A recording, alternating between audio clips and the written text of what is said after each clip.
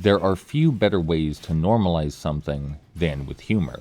When we joke about a topic or idea or use a topic or idea as the foundation for our humor, it makes it appear acceptable in many social contexts.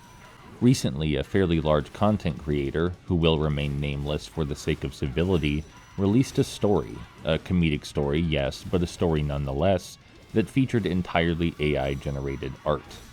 In doing so, they normalized the idea of using AI-generated art to tell stories.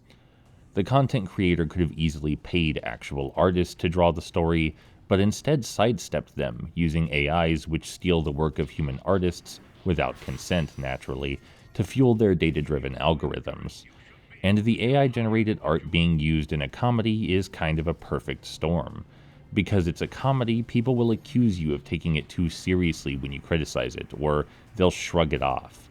It's easily dismissible, which is dangerous because comedy enters our dialect and consciousness a lot faster and easier than many other forms of entertainment.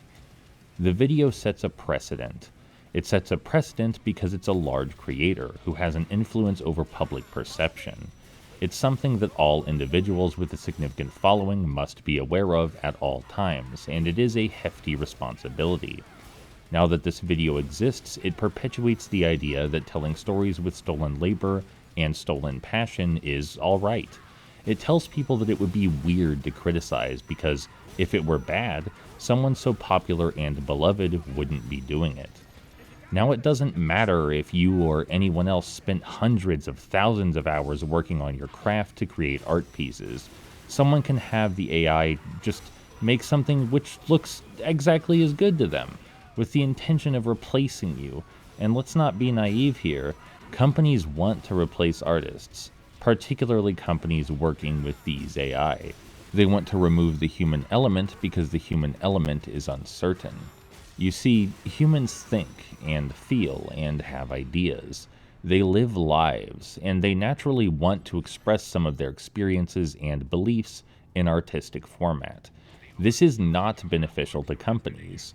It's been the case, in the last few years especially, that corporate-funded art has degraded more and more and more in quality, because corporations have found, through rigorous data collection, that most people plain don't notice when soul is just missing from a work.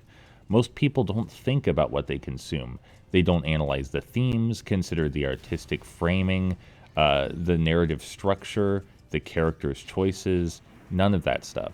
They intake the information being displayed on a rather surface level, and if it's entertaining, they give it a thumbs up on Netflix. This will make it easier and easier to replace human effort, which requires human thought, with AI algorithms that just mimic the most agreeable artistic media, outputting whatever keeps consumers happiest.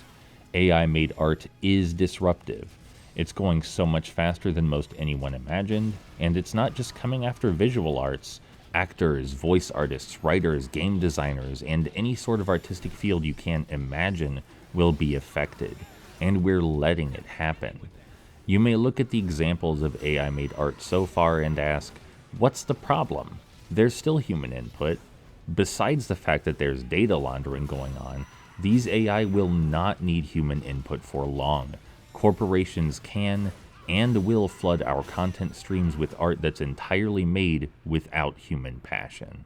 And the worst part is, we voted for this. We voted with our wallets. We told corporations we really don't care, and we'll continue to do that on and on and on as they find more and more ways to milk our data and sell us our own preferences.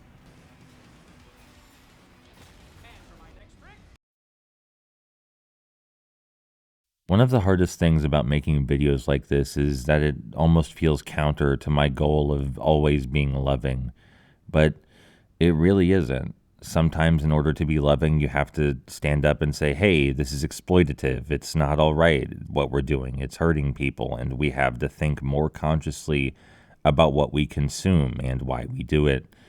Being loving is more than just the perception of being loving, and there's not a lot that I can personally do, but this is something I can personally do.